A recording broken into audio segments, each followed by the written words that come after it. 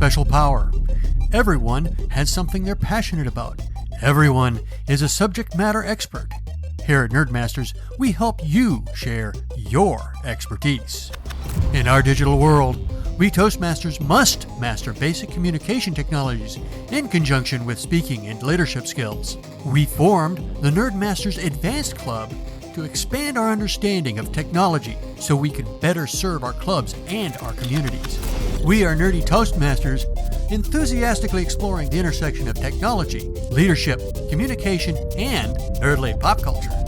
Welcome to the Nerdcasters podcast. Game begin. Well, hello everyone. Welcome to the Nerdcasters podcast, where Nerdmasters come together and talk about all kinds of nerdly and Toastmasterly fun things.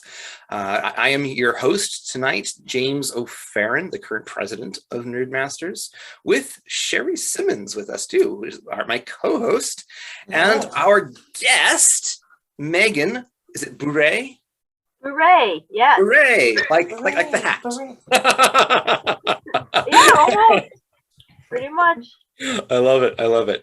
Megan has many things going for her in her awesomeness corner. She is, of course, from North Dakota with me. So I now have two North Dakotans here. So we got Alaska, Washington, and North Dakota well represented now in our club. But she's also our newest Nerdmaster. She's our newest, most freshly assimilated member of our nerd herd. So you've attended 2 meetings now, right?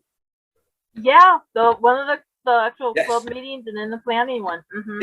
Yeah, which is super crazy, super awesome, because she heard about Nerdmasters, almost fell out of her chair in the coffee shop. We were talking about how awesome this was.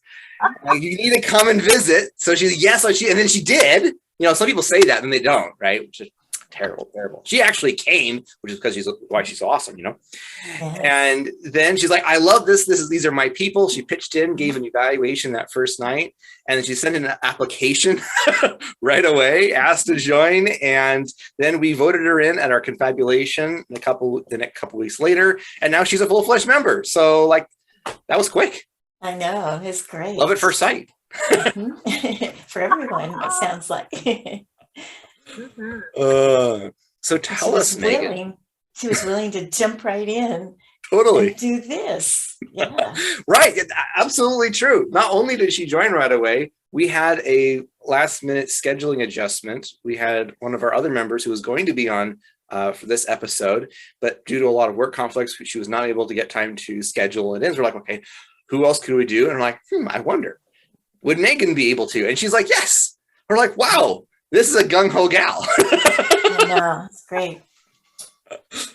So tell us a bit about yourself. You know, what is your nerddom, your profession? You know, have at it. Tell us a bit about yourself. Okay, well, we will start with the fact that I grew up on a cattle ranch in central North Dakota. We got our first computer when I was 8, and so that was kind of the start of the journey. I didn't get super into computers and tech and such until later, but that was where kind of things started. And it's funny, when I was considering what should I do in my life, what's the next thing, I was fortunate in that one of the high schools had a computer class, and I got to learn some more computer stuff, and I thought, hey, okay, let's do this. And it was so funny, my dad was just over the moon. Like, I could have said to him, Dad, I'm going to be a brain surgeon someday or something, and he would have been just probably about as happy as he was with the computer. He was so, he got us the computer and was so excited about it, but he never in any way pushed us into it. It just was like, well, you're either going to be into it or you're not, and you just have to figure it out yourself. Cool. That is so cool. So then I came to Fargo for NDSU. I got my bachelor's in computer science. Mm-hmm. I started working full-time as an IT project manager for a university transportation center on campus, and I was doing that for 12 years.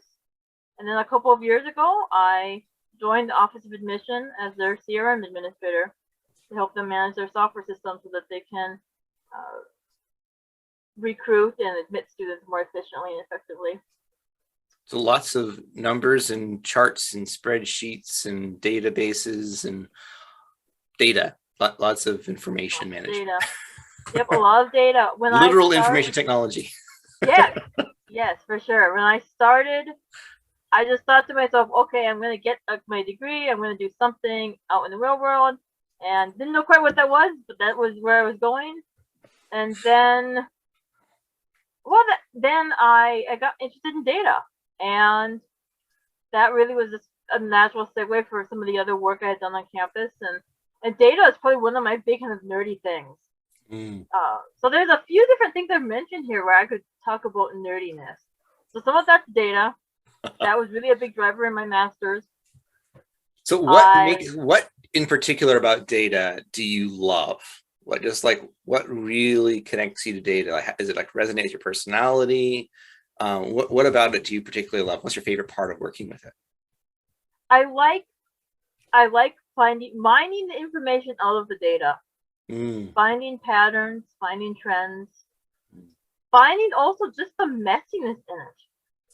It's amazing how, and that's one of the things I think, that's one of the things I think is most interesting about my current role is in the past, a lot of my work with transportation was more kind of numeric measurements of things and materials and so on.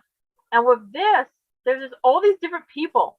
And they're messy. Their biodemographic information and the way that they'll use nicknames some places and not others, and how some places have accurate birth dates and some of them have like a couple of years off, but it's the same person. It's like, what's happening?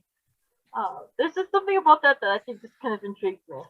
See, I would have predicted like people who really love data, like my wife likes things stable and solid and reliable, and this is these are facts that are known because they're in a database, and that's the exact opposite reason. So, and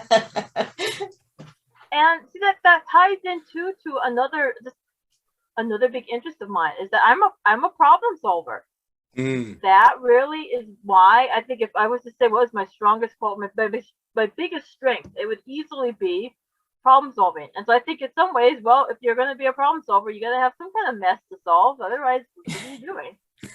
Yeah. Fair. I love that way of looking at things. So you feel like you're problem solving all the time then, huh? There's certainly quite a bit to that, just in terms of, data provides lots of opportunities for that. And then also just working through other things with other people and the kind of problems that they're having, and how can I help them with tech. That was one of the big things I think too, is I've come to recognize with technology the way of like serving people with it, helping people with it. That's been a big pattern also, I think, in my life, in my career and such. Definitely. Fantastic. So tell me about your journey in like moving into Toastmasters and how that intersected with your journey in your academia and your profession and things like that. How did Toastmasters get mixed in with all of that? I actually went to a Toastmasters meeting in high school. Our speech teacher took us to a meeting. And so I had been to one before and I knew basically what it was. Was that like the youth version of it or just a regular Toastmasters? Just a regular one. Yep. Cool. Yeah. It was just kind of a field trip of sorts. Oh, okay. That's cool. I love that. Yeah, I got to bring home their little table topics award because they asked me what I wanted to do with my life. And boy, if I kept talking about computers, even back then when it was incredibly difficult for me to talk to people, I just will go. So you want to take your first table topics you won because of talking about computers. Yeah, that's some serious Nerdmasters cred right there. Definitely. Mm-hmm. Yeah, if they would have asked me anything else, probably not even close. But yep.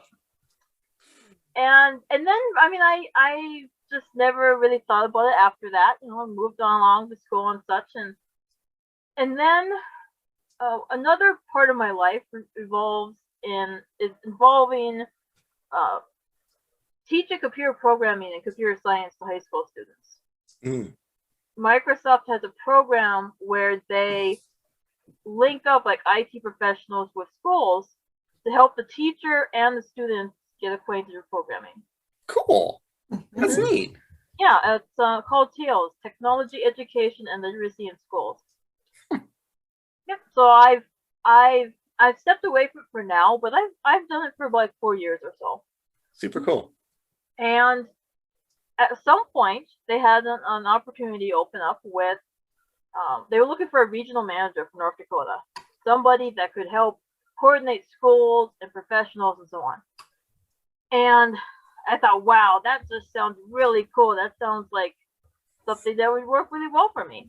And so I applied for it, went through the process, and they were really frank and kind in that they're just like, gosh, we really would like to have you, but you know, we're looking for somebody who can speak to like state officials and things like that, who are really, really comfortable public speaking, and you're just not quite there yet.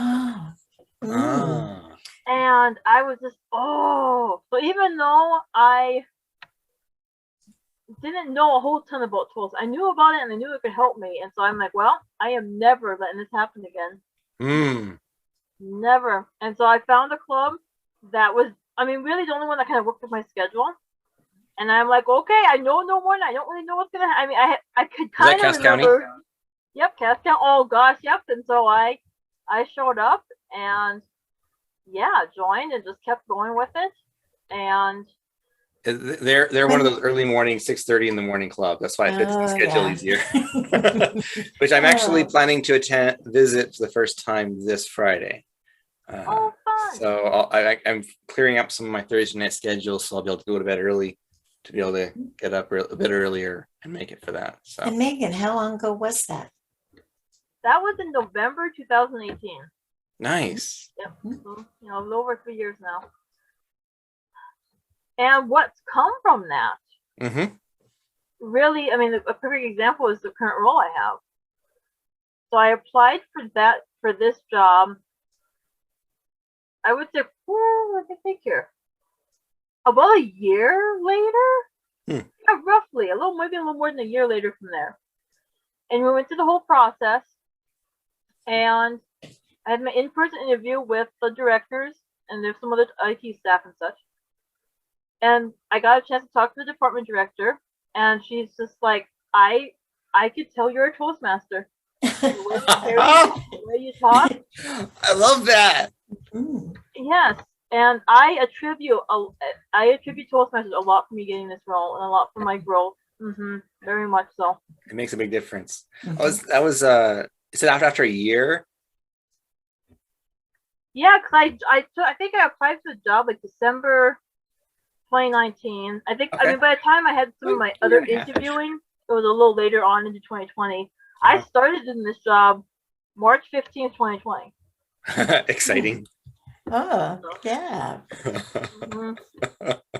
And you survived. It's like they announce, okay, now we're going to have work from home and all kinds of things, huh?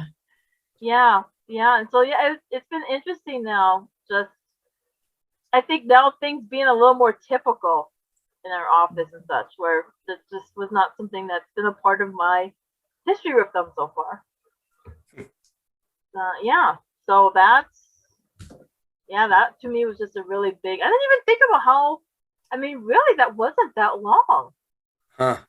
It's amazing how fast, because you were motivated, right? Because you went into Toastmasters, you already had that experience, and you're like, I'm never gonna let this happen to me again. So you had that motivation, like, I need to become better in some way through this, right? So you had that motivation, you had that dedication, that drive. And so you can really easily absorb and learn things very quickly with that kind of a mindset. And so being able to take on that I know exactly what she's talking about, because I can kind of sense it too. Like, I'm like, oh, that person's a Toastmaster. That person's a Toastmaster, right? And people carry themselves differently. They start conversations differently. They just hold themselves in a conversation differently, just with networking and things like that. So it's actually really powerful, that particular aura, in a sense, of being a Toastmaster. It's really special. Did you really notice in how you felt as far as your interviews than from the previous ones? Did you feel a lot different in having those conversations? Yes. Okay, so the in-person interview, I was still quite nervous, but I went for it. And I remember leaving the building and I'm thinking, wow, I feel like incredible. And I told people that and they're like, you're not supposed to feel like that after an interview.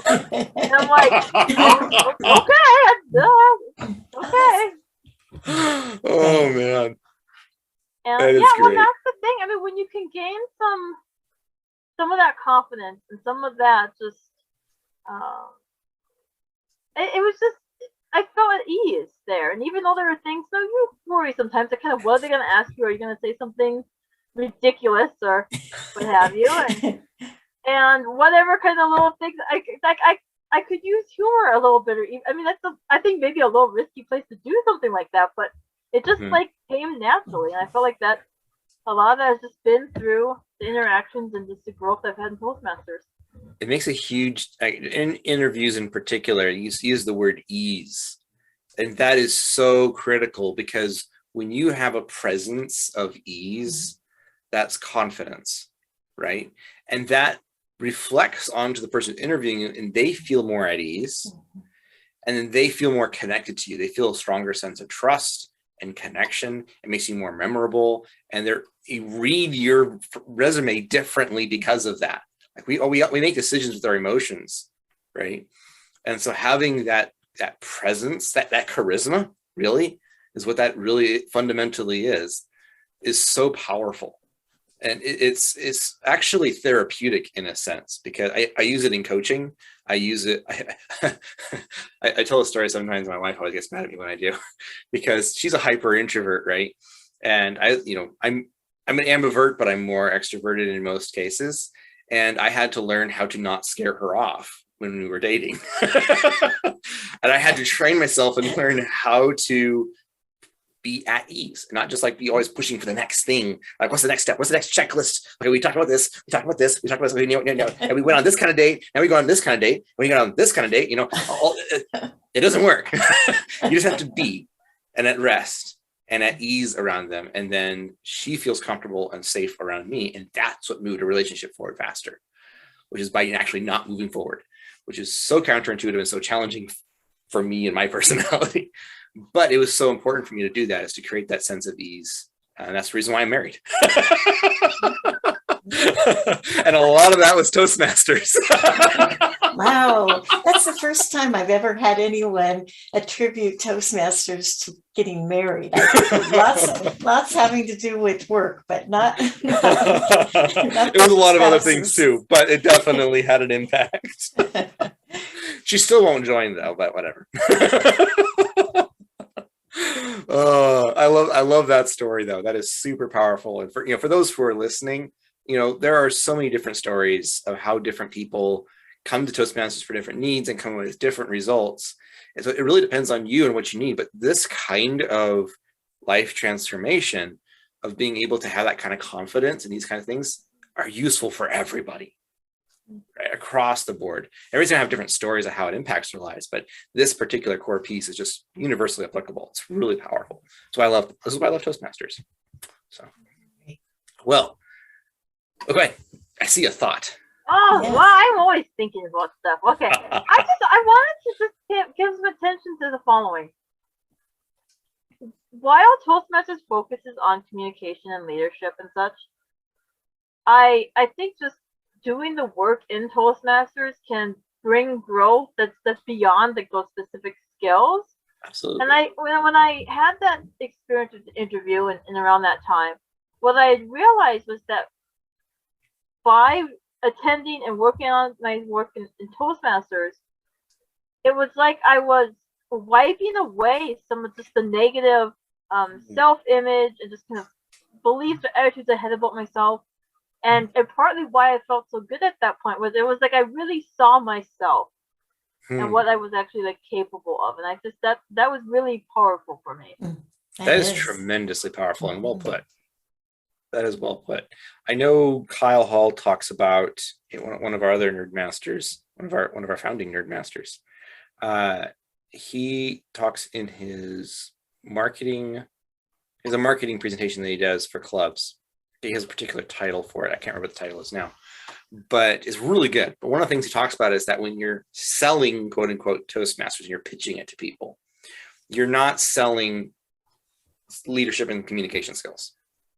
Those are the vehicle, not the actual benefit. The benefit is confidence. What you're selling is confidence. That's what you want to get across. And I think that's what you're describing there in a very beautiful way about how when you come in, we become confident because we get to know ourselves better. And it's therapeutic. It actually is therapeutic, stripping away a lot of the old pieces of us that we've accreted and all of the negative things that people have commented on us. They just kind of taken as like, oh, okay, I guess I am not a good speaker, or I'm not a good communicator, or I'm not charismatic, or all these different things that we just kind of carry with us and just assume as a part of our identity, which aren't actually true. They don't have to be true. So getting rid of those can liberate us to be more confident. And we get that through the peer-to-peer mentoring environment, and a safe environment where people can take risks and then receive positive feedback and critical feedback, where it's like, I see value and potential in you that you can grow in this area. That's actually a huge compliment. Oh yeah, for sure. Right? Definitely. So both sides in evaluation build confidence. And I love that. That's why I believe that evaluation is the heart and soul of Toastmasters. So, that's and awesome. I would say too, I mean, I know starting out, and I still have it sometimes, but I mean, starting out, I was really nervous. Oh my goodness. Our meeting was already early. I would get there even earlier because I was so nervous and couldn't sleep.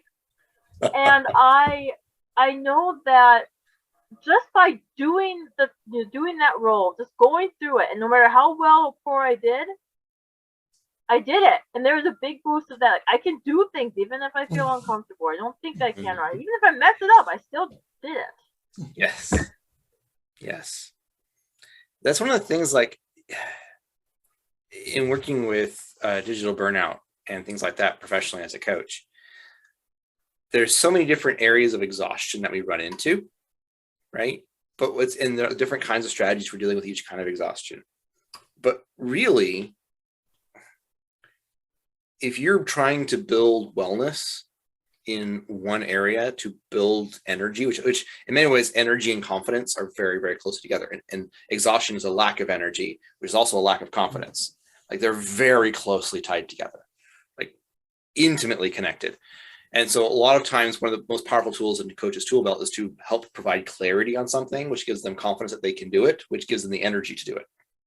Like, I don't have the will, I'm too tired, I can never get around to it. Like, well, you're lacking clarity, which leads to lacking confidence, which leads to lacking energy. And that's why you're not doing it almost every time. Like, almost universally, it boils down to that chain right there. So when helping people to gain confidence, they may be struggling in one particular area, and they're just like hammering at it and hammering at it and hammering at it, and it's not working, right?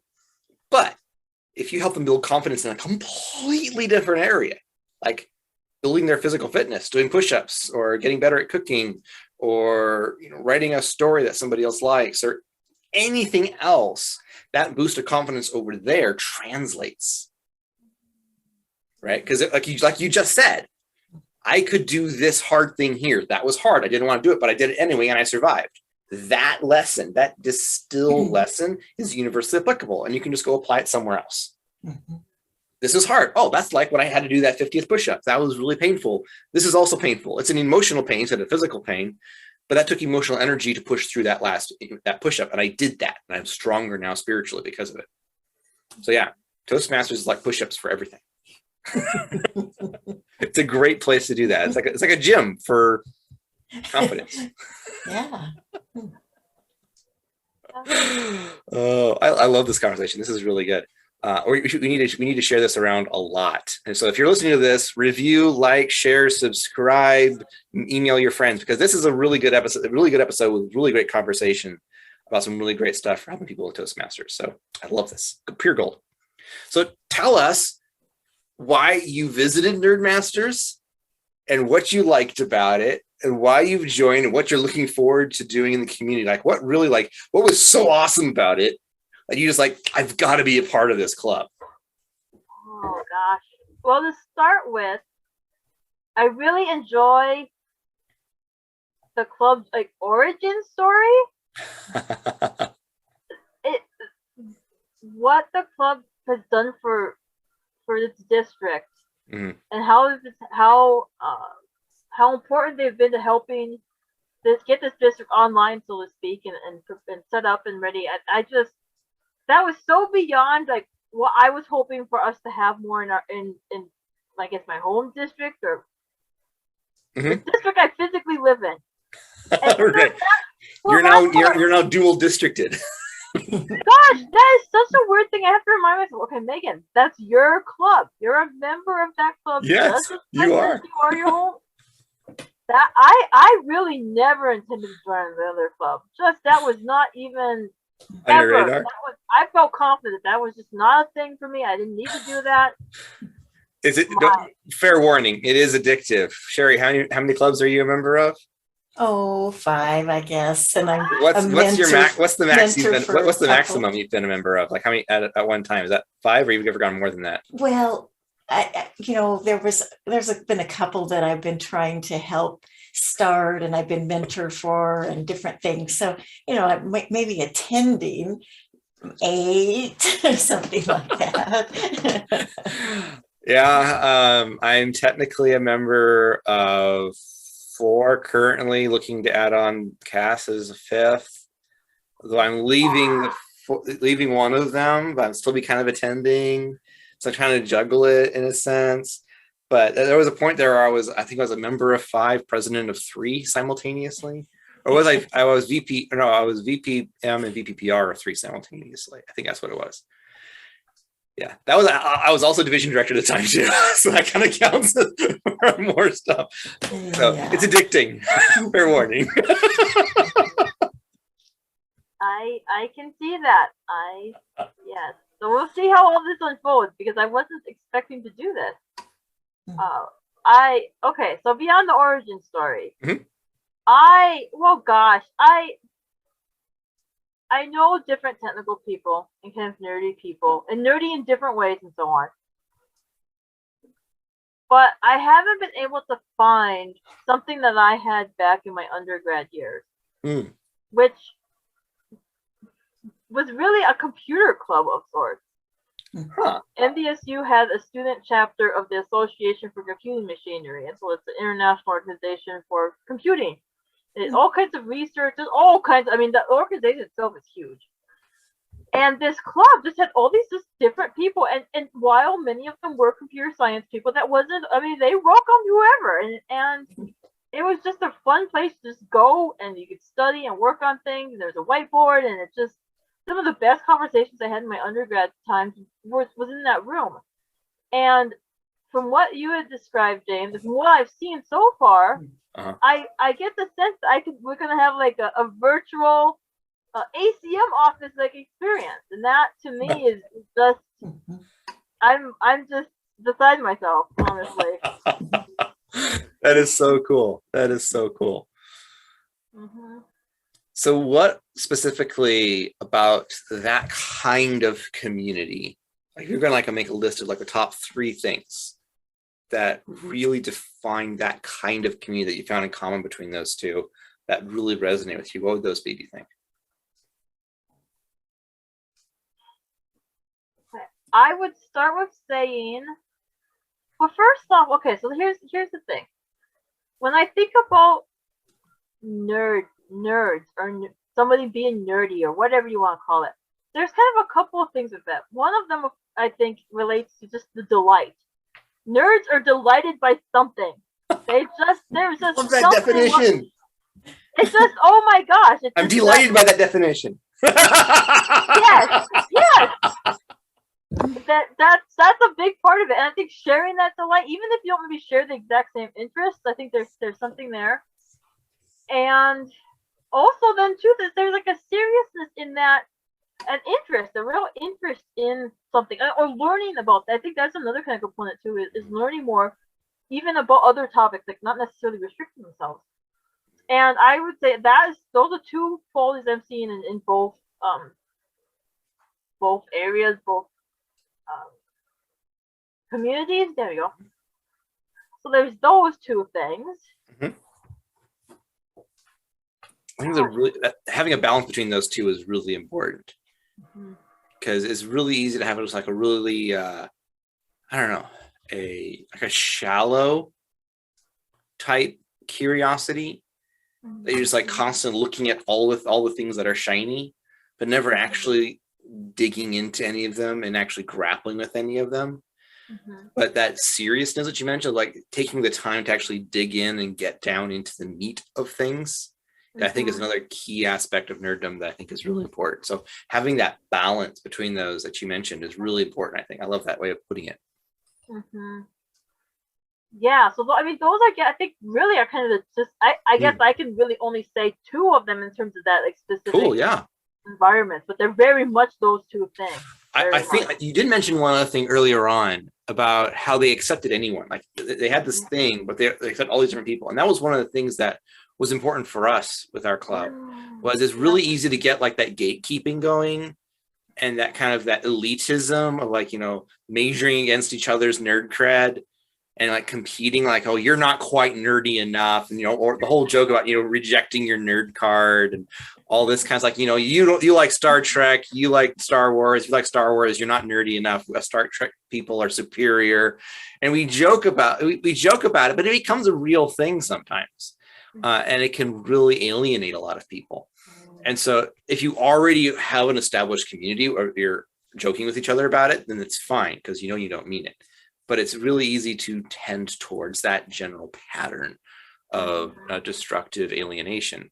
And so that was one of the things that we really emphasized, is that we welcome nerdlings that share that. Thank goodness, because I wouldn't be here if it weren't for that. We actually got several members because of Sherry's icebreaker. We did a night of nerdy icebreakers and people sharing their nerddom. And Sherry shared hers. Well, I remember what was the topic that you chose for yours? I'm trying to remember. This was for our icebreaker? Yeah, it was the Happy Little Nerds night, and we did like all the different little speeches and whatnot. Well, I talked about the fact that I liked Word Perfect back in the day, and I really am not a nerd. I don't even remember exactly what I said. Yeah, I didn't know that anyone joined because of that. Yeah, I got emails about it actually. Oh, that's nice. Because they're like, she was there, she was welcome, everybody was celebrating her. And it was you, Carolyn, I think Amy were the other one, who in particular highlighted that, or Dawn too, I think, in their senior speeches. Like, you know, I'm not really nerdy in this way, but I have this thing that I'm delighted in, right? Like Megan brought up that I really like. Does this count? Everybody's like, yes, it totally does, right? I mean, Carolyn's interested in tea. That's her thing. Yeah. And we kind of define it as like curiosity, that eagerness to learn and being willing to, you know, enjoy other people's nerddoms, even if you're not super into that nerddom, right? You're still curious, you're still interested, you still celebrate with them, you share in their delight. I love that word. That just hit the nail on the head there, Megan. And people are like, so I wasn't sure if I would fit in, but I saw these particular icebreakers and like, I do fit in. And so they joined. And so I really love that, because that is such a huge part of who we are, of accepting nerdlings across the board. I mean, if you're actively against being curious, then you wouldn't want to join. You wouldn't want to attend anyway, so whatever. Also, are you human? Yeah. Well, you know, it's interesting, Megan's saying that she started the job right March 15th of 2020. And really, that's where I got into Nerdmasters and the Zoom thing. I mean, I was like, okay, all of my groups, my Toastmasters, my book clubs, my investment club, all the things that I do need to start meeting on Zoom, or we're not going to be able to keep meeting. And so you ended up in that situation, but in a work situation, having to figure out what you had to do right away.